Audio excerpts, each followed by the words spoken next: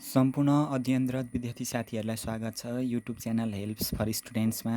आज हामीहरू डिस्कस गर्दैछौँ बिबिएस थर्ड इयर अन्तर्गत रहेको सब्जेक्ट ट्याक्सेसन एन्ड अडिटिङभित्रको च्याप्टर इन्कम फ्रम इम्प्लोइमेन्टको बारेमा।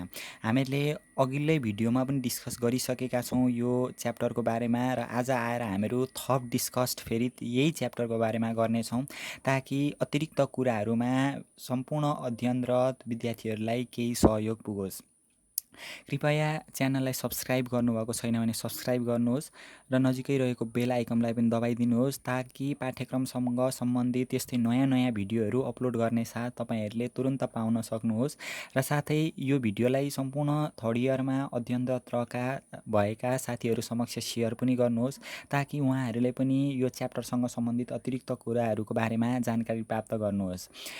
आउनुहोस् सुरु गरौँ आजको हाम्रो च्याप्टर इन्कम फ्रम इम्प्लोइमेन्टलाई। इन्कम फ्रम इम्प्लोइमेन्ट अर्थात् रोजगारीको आय। रोजगारीको आय भन्ने बित्तिकै कुनै पनि व्यक्तिले रोजगारबाट एक वर्षको पिरियडमा कति आय आर्जन गर्यो र त्यो आय आर्जन गरेको इन्कममध्ये कति चाहिँ राज्यलाई कर तिर्यो त एक वर्षको पिरियडको अन्तिममा भन्ने कुरा हामीहरू यो च्याप्टरबाट पढ्छौँ।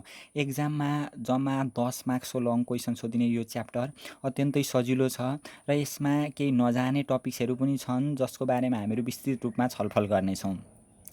सजिलोका लागि यो च्याप्टरलाई जम्मा हामीले 3 भागमा विभाजन गरेर पढ्दैछौँ। यसको 3 भाग अन्तर्गत हामीहरूको पहिलो भाग अर्थात् स्टेप 1 मा रहेको छ एसेसेबल इन्कम फ्रम इम्प्लोइमेन्ट, दोस्रो नम्बरमा कम्प्युटेसन अफ ट्याक्सेबल इन्कम र तेस्रो नम्बरमा ट्याक्स लाइबिलिटी अथवा ट्याक्स पेएबल। सबैभन्दा सुरुमा हामीले यो च्याप्टरमा स्टेप 1 अर्थात् एसेसेबल इन्कम फ्रम इम्प्लोइमेन्ट निर्धारण गर्छौँ अथवा यो फाइन्ड गर्छौँ, पत्ता लगाउँछौँ।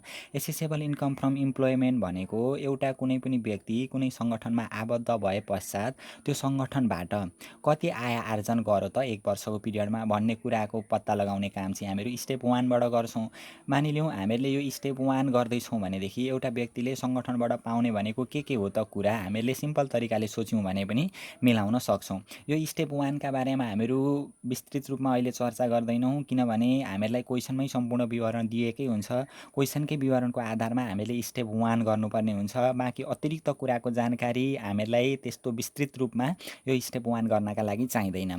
त्यसमा अब यो स्टेप 1 मा हामीले यो जुन फर्मेटको ढाँचा बनाएका छौँ यो सबै क्वेसनमै दिएको हुन्छ र यहाँ नजाने आइटमहरूका बारेमा हामीहरू एकछिनमा छलफल गर्नेछौँ। यो फर्मेटलाई तपाईँहरूले हेरेर यसलाई छुट्टै नोट्सको रूपमा पनि बनाउन सक्नुहुनेछ। एउटा कर्मचारी एउटा सङ्गठनमा आबद्ध भए पश्चात के तलब तथा सेवा सुविधा प्राप्त गर्यो त सङ्गठनबाट भन्ने कुरा हामीहरू यो स्टेप 1 मा हेर्छौँ है। स्टेप 1 मा जाने आइटमहरू दिएका छन्, यो कृपया हेर्नुहोला। अब यो स्टेप 1 हामीहरू जुन गर्दैछौँ हामीले यो च्याप्टर भनेको एसेसेबल इन्कम फ्रम इम्प्लोइमेन्ट अर्थात् रोजगारीको आयसँग सम्बन्धित च्याप्टर गर्दैछौँ। अब यो रोजगारीमा आबद्ध हुने व्यक्तिले रोजगारीका अतिरिक्त बिजनेस पनि गरेको हुनसक्छ अथवा लगानी इन्भेस्टमेन्ट पनि गरेको हुनसक्छ। त्यसकारण यो रोजगारीका अतिरिक्त उसले अन्य सेक्टरहरूबाट पनि कमाएको छ भने अन्य सेक्टर अर्थात् मेन हामीहरू यो सब्जेक्ट अन्तर्गत दुईवटा सेक्टरलाई हेर्छौँ। एउटा इन्भेस्टमेन्ट लगानीको क्षेत्र, अर्को बिजनेस भनेको बिजनेस अथवा प्रोफेसन व्यवसायको क्षेत्रलाई हेर्छौँ। यो रोजगारीमा आबद्ध भएको व्यक्तिले रोजगारीका अतिरिक्त अन्य सेक्टरमा पनि लगानी गरेको छ अथवा अन्य सेक्टरमा पनि आबद्ध छ भने त्यो सेक्टरबाट कमाएको इन्कमलाई पनि हामीहरू हेर्छौँ। जस्तै यो सबैभन्दा सुरुमा हामीले इन्कम फ्रम इम्प्लोइमेन्टमा जाने कुरा के हो त भन्ने हेरिसकेपछि हामीले त्यसभन्दा पछाडि इन्कम फ्रम इन्भेस्टमेन्ट, यदि रोजगारीमा आबद्ध व्यक्तिले लगानी गरेको छ भने त्यो लगानीबाट आएको आयलाई पनि हामीले समावेश गर्नुपर्ने हुन्छ। लगानीबाट आउने आयमा यो च्याप्टरमा हामीलाई एक्जाममा दिने मेन 3वटा पोइन्टहरू दिने गर्छ। त्यो 3वटा पोइन्टहरूमा इन्कम फ्रम इन्भेस्टमेन्टमा इन्ट्रेस्ट रिसिभ फ्रम फ्रेन्ड, यदि हामीले व्यक्तिगत रूपमा साथीलाई ऋण लगानी गरेका छौँ र त्यो साथीबाट हामीले त्यो ऋण लगानी गरे पश्चात त्यो ऋणको ब्याज पायौँ भने हामीहरू इन्कम फ्रम इन्भेस्टमेन्टमा राख्छौँ। अर्को gain on sales of share and debenture भनेको सेयर अथवा डिभेन्चरमा लगानी गरेका छौँ र त्यो बिक्री पश्चात हामीलाई नाफा हुन्छ भने त्यो पनि हामीहरू इन्भेस्टमेन्ट अन्तर्गत राख्छौँ। र त्यसै गरी अर्को नेचुरल रिसोर्सेस इन्कम छ भने पनि हामीहरू त्यसलाई यो इन्भेस्टमेन्ट अन्तर्गत राख्छौँ है। सुरुमा हामीले यो च्याप्टर पढ्ने भनेकै एसेसेबल इन्कम फ्रम इम्प्लोइमेन्टसित सम्बन्धित थियो। एसेसेबल इन्कम फ्रम इम्प्लोइमेन्टको सम्पूर्ण आय विवरण हेरिसकेपछि त्यो व्यक्ति लगानीमा पनि आबद्ध छ भनेदेखि त्योबाट आएको आयलाई पनि हेर्छौँ हामीहरू यसरी। अब यहाँनिर नेचुरल रिसोर्सेस इन्कमलाई पनि यहाँनिर देखाएको छ प्रष्ट रूपमा, नेचुरल रिसोर्सेस इन्कम पनि आउन सक्यो। त्यहाँदेखि पछाडि रोजगारीमा आबद्ध भएको व्यक्ति बिजनेसमा पनि आबद्ध हुनसक्छ अथवा त्यसले व्यवसाय पनि गर्न सक्छ। यदि उसले व्यवसायमा आबद्ध भएर कमाएको इन्कम छ भने त्यसलाई पनि यहाँनिर समावेश गर्नुपर्छ। मेन यो च्याप्टरमा सोध्ने भनेको हामीलाई व्यवसायसित सम्बन्धित दिने एक्जाममा दिने टपिक्स भनेको पोइन्ट भनेको gain and disposal of business assets, gift receive relating to बिजनेससित रिलेटेड रहेको गिफ्टहरू आयो। अनि अर्को amount receive from disposal of cost of trading stock भनेर हामीलाई क्वेसनमा दिएको छ भने त्यो यो तीनवटा पोइन्टहरू दियो भने हामीहरू इन्कम फ्रम बिजनेस अन्तर्गत अथवा इन्कम फ्रम प्रोफेसन अन्तर्गत राखेर हामीले यहाँबाट स्टेप 1 निर्धारण गर्छौँ। अब यो स्टेप 1 मा मेन जान्नुपर्ने कुरा के हो भनेदेखि बाँकी सबै कुरा हामीलाई क्वेसनमा दिएकै हुन्छ। यो स्टेप 1 मा अतिरिक्त जान्नुपर्ने कुरा भनेको चाहिँ यदि कुनै पनि व्यक्ति गभर्मेन्ट सेक्टरमा आबद्ध छ भनेदेखि र क्वेसन साइलेन्ट छ अथवा क्वेसनले भनेको केही भनेको छैन भनेदेखि दसैँ खर्च र प्रोभिडेन्ट फन्ड हामीले राख्नुपर्ने हुन्छ। दसैँ खर्च भनेको 1 month salary equal to 1 month salary, 1 महिनाको तलब जति छ त्यति बराबरको दसैँ खर्च राख्नुपर्ने हुन्छ यदि गभर्मेन्ट सेक्टरमा आबद्ध छ र क्वेसन साइलेन्ट छ भने। र प्रोभिडेन्ट फन्ड पनि हामीले राख्नुपर्ने हुन्छ। प्रोभिडेन्ट फन्ड भनेको 10% of annual salary. Annual salary भनेको हामीले निर्धारण गरेको अथवा क्वेसनमा दिएकै हुन्छ प्रायः एनुअल सेलेरी। मानिलिउँ एनुअल सेलेरी 2 लाख दिएको छ भने 2 लाखको 10% 20,000 रुपियाँ चाहिँ हामीले प्रोभिडेन्ट फन्डमा राख्नुपर्ने हुन्छ। अब अर्को कुरा भनेको हामीलाई यहाँनिर गर्दै जाँदाखेरि कार फेसिलिटी भनिदिन्छ। यहाँनिर स्टेप 1 मा जाने टपिक्समा कार फेसिलिटी भनिदिन्छ। कार फेसिलिटी अथवा भेहिकल फेसिलिटी भनौँ भने 0.5% अफ एनुअल सेलेरीबाट गर्नुपर्ने हुन्छ। र त्यसै गरी हामीलाई एकोमोडेसन फेसिलिटी, क्वार्टर फेसिलिटी अथवा रेसिडेन्टल फेसिलिटी भनेर क्वेसनमा त्यति मात्रै भनेको हुन्छ, एमाउन्ट पनि दिएको हुँदैन, पर्सेन्टेज पनि दिएको हुँदैन। यदि क्वेसनले एकोमोडेसन फेसिलिटी अथवा क्वार्टर फेसिलिटी अथवा रेसिडेन्टल फेसिलिटी भन्यो भने हामीले त्यसलाई पनि 2% अफ एनुअल सेलेरीको राख्नुपर्ने हुन्छ। एनुअल सेलेरी जति छ यो माथिको हामीहरूको यो एनुअल सेलेरी हो, यो एनुअल सेलेरीको 2% राख्नुपर्ने हुन्छ। सम्झिनुपर्ने कुरा भनेको यसमा जम्मा कार फेसिलिटी 0.5% भयो अफ एनुअल सेलेरीको र एकोमोडेसन फेसिलिटी पनि 2% भयो एनुअल सेलेरीकै। र अर्को यदि गभर्मेन्ट सेक्टरमा काम गर्ने कर्मचारी हो भनेदेखि क्वेसनले नभने पनि अथवा क्वेसनमा उल्लेख नगरे पनि दसैँ खर्च र प्रोभिडेन्ट फन्ड आउने भयो। र यो रोजगारीमा आबद्ध भएको व्यक्तिले बिजनेस अथवा इन्भेस्टमेन्ट गरेको छ भने त्यो सेक्टरबाट आएको इन्कम पनि हामीले यहाँनिर समावेश गर्नुपर्ने हुन्छ। अब यो स्टेप 1 हामीहरू जुन गर्दैछौँ यो इन्कम फ्रम इम्प्लोइमेन्टमा जम्मा 3वटा स्टेप पढ्यौँ हामीले। जुन यो स्टेप 1 गर्दैछौँ यो स्टेप 1 का की पोइन्टहरू छन् अथवा कन्फ्युज हुने खालका पोइन्टहरू छन् अथवा एक्जाममा धेरै सोधिने पोइन्टहरू छन् जुन यहाँ अगाडि लेखेको छ। जस्तै की पोइन्टमा यदि कुनै व्यक्ति गभर्मेन्ट सेक्टरमा काम गर्दैछ भने क्वेसनमा कुनै कुरा उल्लेख नगरे तापनि अथवा क्वेसन साइलेन्ट भए तापनि हामीले दसैँ खर्च र provident fund 10% of annual salary राख्ने भयौँ। अब त्यसै गरी यो अर्को नम्बरमा छ यदि क्वेसनमा भेहिकल फेसिलिटी अथवा कार फेसिलिटी भनेमा 0.5% अफ एनुअल सेलेरीको एमाउन्टलाई स्टेप 1 मा राख्ने, अर्थात् हामीले अघि गरेको जुन स्टेप 1 मा छलफल गरेका छौँ तिनै राख्नु पर्यो यदि कार फेसिलिटी अथवा भेहिकल फेसिलिटी भनेमा। त्यसै गरी अर्को एकोमोडेसन फेसिलिटी अथवा रेसिडेन्टल फेसिलिटी अथवा क्वार्टर फेसिलिटी भनेमा यो जे भने पनि एउटै हो। एकोमोडेसन फेसिलिटी भने पनि, रेसिडेन्टल फेसिलिटी भने पनि, क्वार्टर फेसिलिटी भने पनि जहिले पनि 2% अफ एनुअल सेलेरी जति छ त्यसको 2% चाहिँ हामीले स्टेप 1 मा राख्नुपर्ने हुन्छ। अनि अर्को यदि क्वेसनमा हाउस रेन्ट एलाउन्स यो कन्फ्युज जुन यस्ता पोइन्टहरू छन् यिनीहरूले चाहिँ एक्जाममा कन्फ्युज पार्न सक्छ। हाउस रेन्ट एलाउन्स हामीलाई क्वेसनमा दिएको छ भनेदेखि चाहिँ डाइरेक्ट हाउस रेन्ट एलाउन्स जति दिएको छ क्वेसनमा त्यही लेख्नु पर्यो। तर हाउस रेन्ट एलाउन्सको साटोमा चाहिँ हामीलाई हाउस रेन्ट पेड भनेर क्वेसनले भनिदिएको छ भनेदेखि house rent paid by office भनेमा अफिसले चाहिँ हामीहरूको हाउस रेन्ट तिरिदिएमा चाहिँ उक्त एमाउन्टमै लेखिँदैन। त्यो हाउस रेन्ट पेडको एमाउन्टको सट्टामा हामीले एकोमोडेसन फेसिलिटी लेख्नुपर्ने हुन्छ। एकोमोडेसन फेसिलिटी अर्थात् 0.2% अफ सेलेरीको फाइन गर्नुपर्ने हुन्छ अथवा निकालेर लेख्नुपर्ने हुन्छ। तर त्यो यो हामीलाई हाउस रेन्टको एमाउन्टलाई चाहिँ लेखिँदैन, यो चाहिँ बुझ्नु पर्यो। अनि अर्को छ क्वेसनमा यदि क्वेसनले हामीलाई लन्च फेसिलिटीको कुरा आउँछ, लन्च फेसिलिटीको कुरा चाहिँ के हुन्छ भने यहाँ लेखेको पनि छ, तपाईँहरू हेरेर पनि जान्नुहुन्छ। र यो लन्च फेसिलिटीको कुरा के हुन्छ भनेदेखि लन्च फेसिलिटी यदि कुनै सङ्गठन छ र त्यो सङ्गठनभरिका सबै कर्मचारीहरूलाई उक्त सङ्गठनले अथवा अफिसले लन्च फेसिलिटी प्रोभाइड गर्यो भने चाहिँ त्यो लन्च फेसिलिटी जाँदैन। इक्वल टर्ममा सबै इम्प्लोइलाई गरेको छ भने त्यो जाँदैन। तर एउटै मात्रै कर्मचारीलाई लन्च फेसिलिटी दिएको छ र हामीहरू त्यही कर्मचारीको हिसाब गर्दैछौँ भने त्यो लन्च फेसिलिटी चाहिँ हामीले इन्कममा देखाउनु पर्ने हुन्छ है। यहाँनिर चाहिँ नझुकिनु, यो झुकिने पोइन्ट हुन्छ, यसले चाहिँ नझुकियोस् एक्जाममा। र अर्को छ हामीहरूको यहाँनिर के छ भनेदेखि निम्नलिखित एलाउन्स क्वेसनमा दिए तापनि त्यसलाई कहीँ नलेख्ने। हामीले यो जुन एलाउन्सहरू छन् जेनरली एलाउन्स भनेको हामीहरूको इन्कममै लेख्नुपर्ने हुन्छ अथवा स्टेप 1 मै लेख्नुपर्ने हुन्छ, तर यो एलाउन्सहरू चाहिँ लेखिँदैन। त्यो एलाउन्सहरूमा travelling and daily allowance, pocket allowance, widow allowance र मिटिङ एलाउन्स। मिटिङ एलाउन्स चाहिँ फाइनल विथहोल्डिङ इन्कममा पनि पर्छ, अग्रिम रूपमा कर पनि काटिवरी आएको हुन्छ, त्यसैले यो एलाउन्स लेखिँदैन पनि।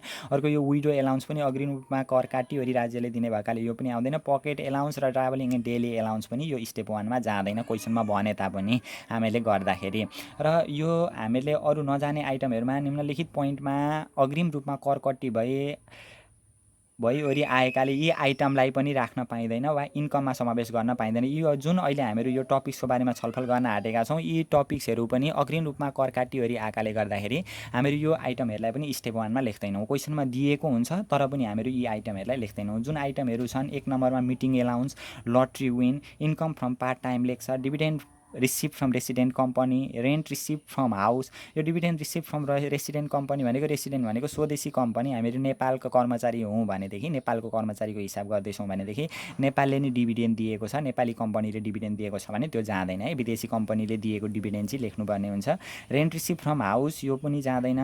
Interest credited to provident fund, interest on fixed deposit or saving deposit, gain on sales of investment in insurance, income receive from checking examination copy and amount receive from sitting questions, dividend from mutual fund. यो आइटमहरू जुन छन् यो 10 वटा item यो एक्जाममा आइराख्ने आइटमहरू छन्। यी आइटमहरू चाहिँ आए तापनि हामीहरू लेख्दैनौँ, काहीँ पनि समावेश गर्दैनौँ। र यहाँभन्दा पछाडिका च्याप्टरहरू income from investment, income from बिजनेसमा पनि हामीहरू लेख्दैनौँ, किनभने यी आइटमहरू फाइनल विथहोल्डिङ इन्कमभित्र पर्दछन्, अग्रिम रूपमा कर काटिवरी आएका हुन्छन्। त्यही भएर यी आइटमहरूलाई हामीहरू इग्नोर गर्छौँ, अन्तिममा नोटको रूपमा लेख्छौँ हामीहरू। अनि अर्को छ यदि क्वेसनमा बिजनेस प्रमोसनल एलाउन्स भनेमा चाहिँ त्यसलाई स्टेप 1 मा अर्थात् इन्कममा देखाउने। अहिले हामीहरू जम्मै स्टेप 1 को बारेमा चर्चा गर्दैछौँ है। बिजनेस प्रमोसनल एलाउन्स भन्यो भने चाहिँ स्टेप 1 मै देखाउने, तर बिजनेस प्रमोसनल एक्सपेन्सेस भनेमा त्यसलाई काहीँ नलेख्ने। बिजनेस प्रमोसनल एक्सपेन्सेस भनेको चाहिँ व्यवसायकै प्रमोसन गर्नका लागि लागेको खर्च हुन्छ, यो चाहिँ कर्मचारीले पाएको हुँदैन। कर्मचारीले पाए पनि त्यो बिजनेसकै एक प्रयोजनका लागि खर्च गरिएको हुन्छ। त्यही भएर यो बिजनेससित रिलेटेड एक्सपेन्सेसहरू कुनै पनि जाँदैनन् है। पर्सनल एक्सपेन्सेसहरू पनि कुनै जाँदैनन्। जस्तै म कर्मचारी हो, मेरै पैसाले मैले मेरै लागि खर्च गरेँ अथवा मेरै पैसाले मैले मेरो परिवारका लागि खर्च गरेँ भने त्यो यहाँनिर जाँदैन। पर्सनल एक्सपेन्सेसहरू कुनै पनि जाँदैन। अनि बिजनेससित रिलेटेड एक्सपेन्सेसहरू कुनै पनि जाँदैन। मात्र यो च्याप्टरमा जाने भनेको हामीहरू कुनै सङ्गठनमा आबद्ध छौँ अथवा हामी इम्प्लोइ हौँ भने हामीहरूले अफिसबाट पाएको अथवा सङ्गठनबाट पाएको इन्कमहरू मात्रै यहाँनिर इन्क्लुड गर्नुपर्ने हुन्छ। अर्को छ यो ट्राभलिङ एन्ड डेली एलाउन्स जाँदैन, तर ट्रान्सपोर्ट एलाउन्स भन्यो भने चाहिँ जान्छ फेरि, यो पनि नोटको रूपमा लेखिराख्नु। अर्को पिटी एक्सपेन्सेस भनेको सामान्य सानातिना खर्चहरू 500 अथवा 500 भन्दा तलको जाँदैन है। 500, 400, 99, 300, 200 यस्ता सामान्य खर्चहरू जाँदैन। अर्को एग्रिकल्चर इन्कम इन्डिभिजुअललाई पनि नलेख्ने, अथवा एग्रिकल्चर इन्कममा पनि ट्याक्स लाग्दैन, ट्याक्स एक्जुम्ड हुन्छ, यसमा ट्याक्स तिरिराख्नु पर्दैन एग्रिकल्चर इन्कमहरू। यो भयो हामीहरूको स्टेप 1 को बारेमा विवरण। स्टेप 1 का बारेमा कन्फ्युजन यति गरिसकेपछि हुँदैन। स्टेप 1 जुनसुकै स्टेजमा पनि हामीहरू मिलाउन सक्छौँ यति जानिसकेपछि कृपया यसलाई नोटको रूपमा कापीमा उतारिराख्दा पनि हुन्छ है, पछिलाई हेल्प पनि हुन्छ। यो भयो हामीहरूको स्टेप 1 को सरर हल्का विवरण। अब हामीहरू स्टेप 2 मा जान्छौँ। स्टेप 2 मा हामीहरू फाइन्ड गर्छौँ यहाँनिर ट्याक्सेबल इन्कम फाइन्ड गर्छौँ। जस्तै अघि हामीले स्टेप 1 मा के गर्यौँ त भनेदेखि यहाँनिर एउटा व्यक्तिले जम्मा 3 वटा सेक्टरबाट कमाएको इन्कम, अथवा हामीहरू यो च्याप्टर गर्दैछौँ इम्प्लोइमेन्ट, रोजगारीबाट एउटा व्यक्तिले कमाएको इन्कम हेऱ्यौँ। मानिलिउँ 1 वर्षको पिरियडमा एउटा व्यक्तिले रोजगारीबाट 20 लाख रुपियाँ कमायो अरे। अब त्यो 20 लाख मध्ये चाहिँ 20 लाखमा ट्याक्स तिर्नु पर्दैन, त्यो 20 लाख मध्ये कति एमाउन्टमा चाहिँ ट्याक्स लाग्छ त भन्ने कुरा हामीहरू अब यो स्टेप 2 बाट निकाल्छौँ, जसलाई भनिन्छ ट्याक्सेबल इन्कम। अब यो ट्याक्सेबल इन्कम यो इम्पोर्टेन्ट पार्ट हो। यो स्टेप 1 अघिको जुन छ त्यो गर्नका लागि केही आपत छैन, हामीलाई क्वेसनमै दिएको हुन्छ, सम्पूर्ण विवरण हामीलाई क्वेसनमै दिएको हुन्छ, क्वेसनकै विवरण हेरेर हामीहरू गर्न सक्छौँ। अब यो स्टेप 2 मा अलिकति बुझ्नुपर्ने हुन्छ। स्टेप 2 गर्दाखेरि जम्मा पहिले 3 वटा सेक्टरबाट आएको इन्कम हेरिन्छ हामीले। एसेसेबल इन्कम फ्रम इम्प्लोइमेन्ट, इम्प्लोइमेन्टबाट आएको इन्कम, अनि एसेसेबल इन्कम फ्रम प्रोफेसन अथवा बिजनेस, त्यही रोजगारी गर्ने व्यक्तिले बिजनेस गरेको छ भनेदेखि त्यहाँबाट आएको इन्कम पनि यहाँनिर समावेश हुन्छ। एसेसेबल इन्कम फ्रम इन्भेस्टमेन्ट, इन्भेस्टमेन्टबाट आएको इन्कम पनि समावेश हुन्छ। अथवा यो इन्भेस्टमेन्टमा के जान्छ, बिजनेसमा के जान्छ भन्ने कुरा हामीले अघि छलफल गरिसक्यौँ। यति गरिसकेपछि टोटल एसेसेबल इन्कम आउँछ। जम्मा 3वटा सेक्टरबाट आएको आय कति हो त हामीले यहाँनिर निकाल्यौँ। यति गरिसकेपछि हामीले यहाँ एलायबल रिडक्सन गर्छौँ। एलायबल रिडक्सनमा दुईवटा कुरा जान्छ, यो चाहिँ सम्झिनुपर्ने कुरा, एक्जाममा दिँदैन है यसरी यो के जान्छ भन्ने कुरा। एलायबल रिडक्सनमा दुईवटा कुरा, एउटा रिटायरमेन्ट फन्ड कन्ट्रिब्युसन र अर्को डोनेसन जान्छ। रिटायरमेन्ट फन्ड कन्ट्रिब्युसन जहिले पनि 1/3 अफ टोटल एसेसेबल इन्कमको हुन्छ। टोटल एसेसेबल इन्कम यहाँ आएको इन्कम हो, यही टोटल एसेसेबल इन्कमको 1/3 अथवा 20% अफ एनुअल सेलेरीमा सिआइटी जोड्नुपर्छ। यो 20% चाहिँ के हो भनेदेखि त्यो हामीले स्टेप 1 गर्दा क्वेसनले नभने पनि गभर्मेन्ट सेक्टर हो भने 10% प्रोभिडेन्ट फन्ड हुन्छ भनेका थियौँ, अथवा क्वेसनमा हामीलाई डाइरेक्ट दिएकै हुन्छ 10% प्रोभिडेन्ट फन्ड चाहिँ अफिसले गरिदियो अथवा अफिसको तर्फबाट आयो भनेको हुन्छ। त्यही अफिसको 10% अनि हाम्रो तर्फबाट 10% थपिँदा जम्मा 20% आएको हुन्छ, यो 20%। यदि क्वेसनमा 15% दिएको थियो भने हाम्रो तर्फबाट 15% जम्मा 30% हुन्छ। यति गरेर हामीले 20% अफ यति एनुअल सेलेरी अनि सिटिजन इन्भेस्टमेन्ट ट्रस्टमा पनि जम्मा भएको छ भने त्यसलाई यहाँनिर जोड्छौँ। अनि त्यहाँभन्दा पछाडि म्याक्सिमम लिमिट यसको 3 लाख हुन्छ, यो पनि आफै जान्नुपर्ने हुन्छ, यो क्वेसनमा दिँदैन। यति गरिसकेपछि रिटायरमेन्ट फन्डको कुरा सकिन्छ।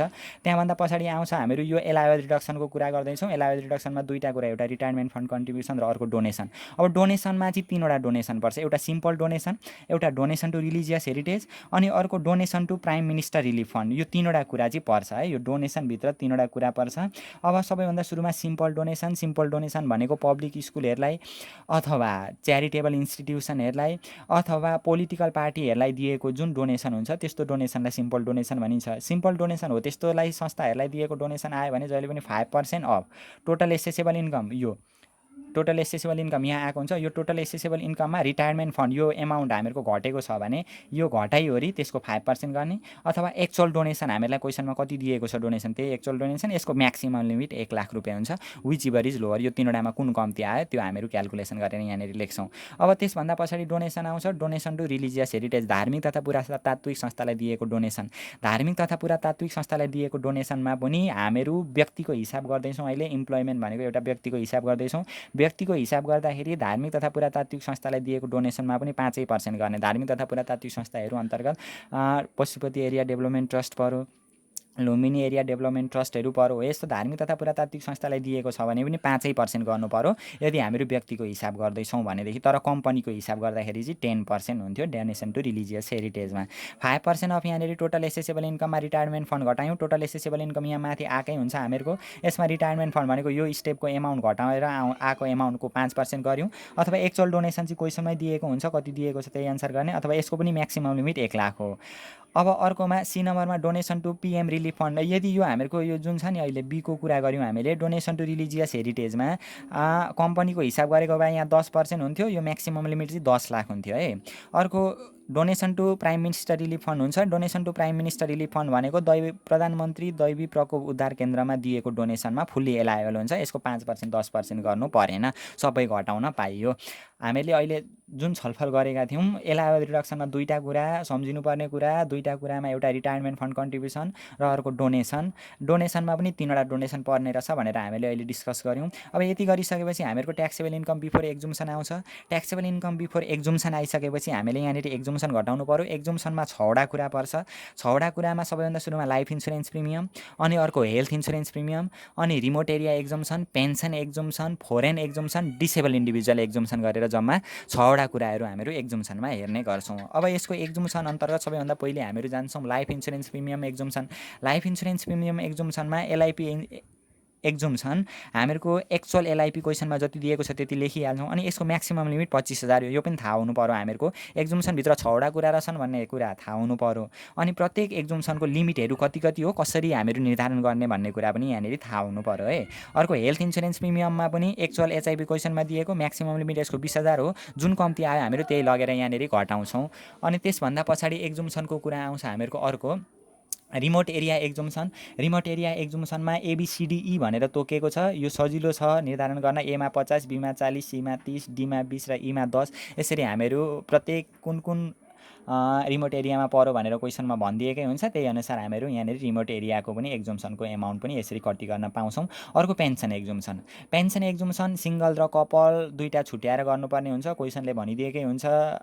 हामीलाई कपल हो भने कि त कपल भनेको हुन्छ अथवा विडो पर्सन थियो भने पनि हामीले कपल मानेर गर्नुपर्ने हुन्छ। अथवा यहाँनिर पहिले बुझौँ हामीहरू सिङ्गलमा जहिले पनि 25% 3,50,000को, कपल थियो भने चाहिँ कपलको हिसाब हामीहरू गर्दैछौँ भने 25% 4,00,000को। यहाँनिर एक्जाममा बिग्रिन सक्छ है आयो भनेदेखि। हो यसो गरेर गर्छौँ। अथवा एक्चुअल पेन्सन इन्कम क्वेसनमा दिएकै हुन्छ actual pension income whichever is lower. सिङ्गलको हिसाब गर्दैछौँ भने 3,50,000को 25% र पेन्सन इन्कम कति दिएको छ त्यो गर्नु पर्यो। कपलको हिसाब गर्दैछौँ भने 4,00,000को 25% र एक्चुअल पेन्सन इन्कम कति छ त्यो अनुसार हामीहरू हिसाब गरेर यहाँनिर गर्छौँ। विच एभर इज लोवर जुन कम्ती छ त्यसैले ल्याएर घटाउँछौँ। 5 नम्बरमा डिसेबल इन्डिभिजुअल एक्जम्सन, अपाङ्गता भएको व्यक्तिको पनि एक्जम्सन यहाँनिर कटाउन पाइन्छ। अपाङ्गता भएको व्यक्तिमा पनि सिङ्गल र कपलको बेसिसमा हुन्छ। सिङ्गल हो भने 3,50,000को 50%, अघि हामीहरूको पेन्सनमा जुन थियो नि पेन्सनमा चाहिँ 3,50,000को 25% थियो, अहिले चाहिँ यो डिसेबल इन्डिभिजुअलमा चाहिँ 3,50,000को 50%। सिङ्गल हो भने, कपल हो भने 4,00,000को 50% हामीले गरेर यहाँनिर घटाउन पाइयो। त्योभन्दा पछाडि फोरेन एक्जम्सन, वैदेशिक भत्ता दिएको छ भने त्यसलाई पनि एक्जम्सनको रूपमा घटाउन पाइयो। वैदेशिक भत्ता आएको छ भने यो वैदेशिक भत्तामा फोरेन एक्जम्सनमा जहिले पनि 75% of foreign allowance, foreign allowance जति छ त्यसको 75% गर्न पाइयो। मानिलिउँ 1,00,000 रुपियाँ फोरेन एलाउन्स क्वेसनमा दिएको थियो भने त्यसको 75% गर्दाखेरि 75,000 हामीले यहाँनिर घटाउन पाइयो। यति गर्दाखेरि आउँछ taxable income including capital gain. Capital gain समावेश भइकनको ट्याक्सेबल इन्कम आउँछ। क्वेसनमा गेन एन्ड सेल्स अफ सेयरहरू थियो भनेदेखि चाहिँ हामीले यहाँनिर taxable income including capital gain गर्नु पर्यो, नत्र भने डाइरेक्ट ट्याक्सेबल इन्कम लेख्दा पनि हुन्छ है। यो जुन हामीहरू गर्दैछौँ यो चाहिँ स्टेप 3 लाई सजिलो होस् भन्नका लागि हामीहरू यिनीहरू क्यापिटल गेन घटाउने गर्छौँ। Taxable income including capital gain आयो, यसमा क्यापिटल गेन घटाइसकेपछि taxable income excluding capital gain आयो। अब यति गरिसकेपछि हामीहरूको स्टेप 2 पनि सकिन्छ। स्टेप 2 मा अब यसको नोट्सको रूपमा के छ भनेदेखि कन्फ्युजन पोइन्टहरू भनेको यदि क्वेसनमा अनएप्रुभ प्रोभिडेन्ट फन्ड भनेको भएमा स्टेप 2 मा एलायबल रिडक्सनमा घटाउन पाइँदैन। यो भन्नुको मतलब के हो भने अघि हामीले जुन प्रोभिडेन्ट फन्डको कुरा गऱ्यौँ, प्रोभिडेन्ट फन्ड भनेको यहाँनिर अघि हामीले यहाँ लेखेको थियो नि एलायबल रिडक्सनमा रिटायरमेन्ट फन्ड कन्ट्रिब्युसन भनेको हामीले त्यो स्टेप 1 मा गभर्मेन्ट सेक्टरमा काम गर्दैछ अथवा क्वेसनमा प्रोभिडेन्ट फन्ड भनेर दिएको छ 10% भनेदेखि अफिसले 10% दिएको, हामीहरूको 10% जम्मा 20% हुन्छ भनेर यहाँनिर लेख्यौँ। तर त्यो प्रोभिडेन्ट फन्ड चाहिँ अनएप्रुभ छ भने, त्यो अनएप्रुभ छ भने अफिसले दिएको छ भने त्यो स्टेप 1 मा चाहिँ जान्छ। स्टेप 1 भनेको सुरुको स्टेपमा चाहिँ जान्छ, एसेसेबल इन्कम फ्रम इम्प्लोइमेन्टमा चाहिँ जान्छ। तर यहाँनिर चाहिँ अनएप्रुभ रिटायरमेन्ट फन्ड यहाँनिर आएर चाहिँ यो एलायबल रिडक्सन गर्न पाइँदैन अथवा टोटल एसेसेबल इन्कममा यो घटाउन पाइँदैन। यो स्टेपै गर्नु पर्दैन यदि अनएप्रुभ रिटायरमेन्ट फन्ड छ भनेदेखि चाहिँ। अब अर्को कुरा आयो जुन हामीले अर्को यदि निम्नलिखित डोनेसनलाई पनि एलायबल रिडक्सन गरिँदैन वा टोटल एसेसेबल इन्कममा घटाइँदैन। यो निम्नलिखित डोनेसनको कुरा अघि हामीले यहाँनिर स्टेप 2 मा गरेका थियौँ। जस्तै एलायबल रिडक्सनमा दुईवटा कुरा, एउटा रिटायरमेन्ट फन्ड कन्ट्रिब्युसन र एउटा डोनेसन। डोनेसनमा पनि सबै डोनेसन यहाँनिर घटाउन पाइँदैन क्या। अब कस्तो डोनेसन चाहिँ घटाउन पाइँदैन भन्ने कुरा हामीले यहाँनिर लेख्यौँ। कस्तो डोनेसन चाहिँ घटाउन पाइँदैन भनेदेखि donation to staff union, donation to student union, donation to poor student, donation to private boarding school, donation to private nursing home र डोनेसन टु बेगर हो। यिनीहरू डोनेसन थियो भने पनि त्यहाँ लगेर हामीले घटाउन पाउँदैनौँ टोटल एसेसेबल इन्कममा भन्ने कुरा चाहिँ बुझ्नु पऱ्यो। यो भयो स्टेप 2 को जानकारी। यो स्टेप 2 अत्यन्तै इम्पोर्टेन्ट छ। यो स्टेप 2 मा चाहिँ स्टेप 1 भन्दा ज्यादा कुरा बुझ्नुपर्ने छ है। स्टेप 1 चाहिँ हामीहरू क्वेसनमा दिएकै आधारमा गर्न सक्ने भयौँ, केही प्रब्लम भएन। यो स्टेप 2 मा चाहिँ एक्जाममा प्रब्लम हुनसक्छ, त्यही भएर यो स्टेप 2 लाई चाहिँ नोट्सको रूपमा सारेर कापीमा सारेर पनि बृहत अध्ययन गर्न सकियो। अब हामीहरू जान्छौँ यहाँनिर एकैचोटि स्टेप 3 मा जान्छौँ। स्टेप 3 मा भनेको हामीले ट्याक्स लायबिलिटी निकाल्छौँ। ट्याक्स लायबिलिटीमा सिङ्गल हो कि कपल हो हामीले बुझ्नुपर्ने हुन्छ। अब सिङ्गल र कपल कसरी छुट्याउने त भनेदेखि यदि क्वेसनमा तोकेरै कपल भनेको छ भने कपलबाट गर्ने, अथवा विडो पर्सन भनेको छ भने कपलबाट गर्ने। यो दुईवटा बेसिसमा चाहिँ कपलबाट गर्नु पर्यो। जस्तै तोकेरै कपल भनौँ भने अथवा विडो पर्सन भनौँ भने कपलबाट गर्ने, अन्य जुनसुकै अवस्थामा पनि सिङ्गलबाट गर्ने। यदि क्वेसनमा बुढाबुढीको कुरा छोराछोरीको कुरा दिएको छ भने पनि हामीले सिङ्गल बेसिसबाटै गर्नु पर्यो है। तोकेरै कपल भनौँ र विडो पर्सन भनौँ भने मात्रै कपलबाट गर्ने। अब यसको ट्याक्सको रेटहरू यो जुन छ हामीलाई सिङ्गलबाट गर्दाखेरि अप टु 3,50,000, पहिलो 3,50,000सम्म सिङ्गलबाट गर्दा र कपलको 4,00,000सम्म 1%, अनि त्यसको नेक्स्ट 10,00,000को 1,00,000को, अनि यतापट्टि पनि नेक्स्ट 1,00,000को 10% भयो, अनि 2,00,000को 20% भयो, अनि यता सिङ्गलमा 13,50,000को, यता कपलमा चाहिँ 13,00,000को 30% भयो र बाँकी रहेको ब्यालेन्स हुन्छ त्यसको 36% भयो। अब यहाँ आइसकेपछि हामीहरूले यहाँनिर ट्याक्स लायबिलिटी निस्किन्छ। यति गरिसकेपछि ट्याक्स रेट निकालिसकेपछि ट्याक्स लायबिलिटी निस्किन्छ। ट्याक्स लायबिलिटी निकालिसकेपछि यहाँनिर वुमेन इम्प्लोइमेन्ट ट्याक्स रिबेट, यहाँनिर ट्याक्स रिबेट गर्नु पर्यो क्या। यदि महिला कामदार हुन् भनेदेखि हामीले 10% ट्याक्स रिबेट गर्न सक्यो। यदि हामीहरू जानकीको हिसाब गर्दैछौँ सीताको हिसाब गर्दैछौँ भनेदेखि यहाँ ल्याएर ट्याक्स लाइबिलिटीमा 10% ट्याक्स रिबेट गर्न सकियो। तर जुनसुकै अवस्थामा पनि महिला आयो भने ट्याक्स रिबेट गर्न पाइँदैन।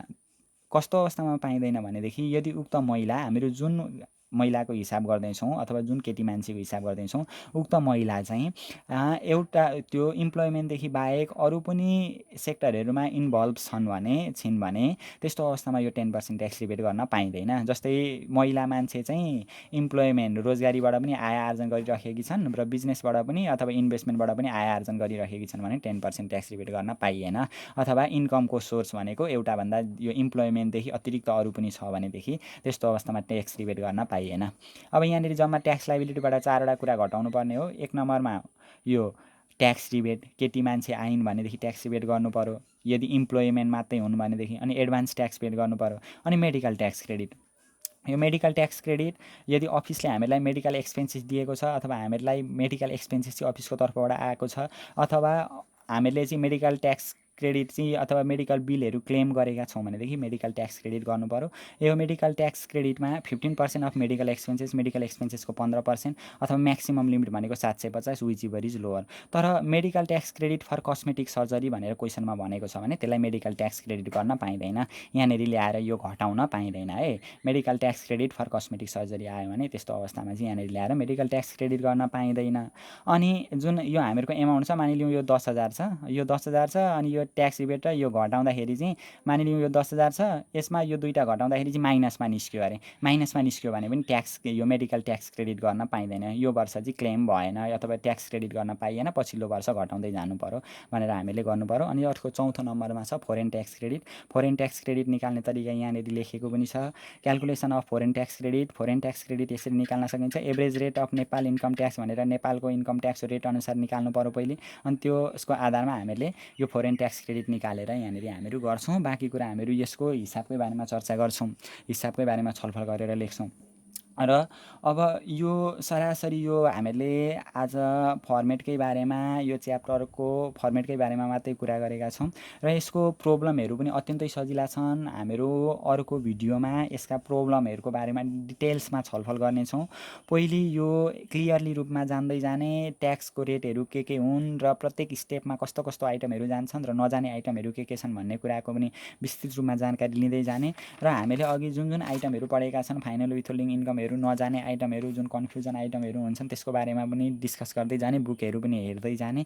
र यो अहिले हामीले जति लेखेका छौँ त्यही भित्रबाट फाइनल एक्जाममा यो च्याप्टरबाट 10 मार्क्सको एउटा लङ क्वेसन आउँछ। त्यसकारण विशेष फोकस गरेर यी अहिले हामीले छलफल गरेका पोइन्टहरूलाई विशेष फोकस गरेर पढ्ने र नोट्सको रूपमा बनाएर राखिराख्दा पनि पछि एक्जामको 2 दिन अगाडि हेरेर एक्जाम दिन जाँदा पनि यसमा के नभ्याएको अवस्थामा त्यतिखेर एक्जाम दिन जाँदा पनि केही फरक पर्दैन है। यति जानिसकेपछि एक्जाममा आउने जस्तोसुकै प्रब्लम पनि मिलाउन सकिन्छ यदि यो च्याप्टरबाट चाहिँ।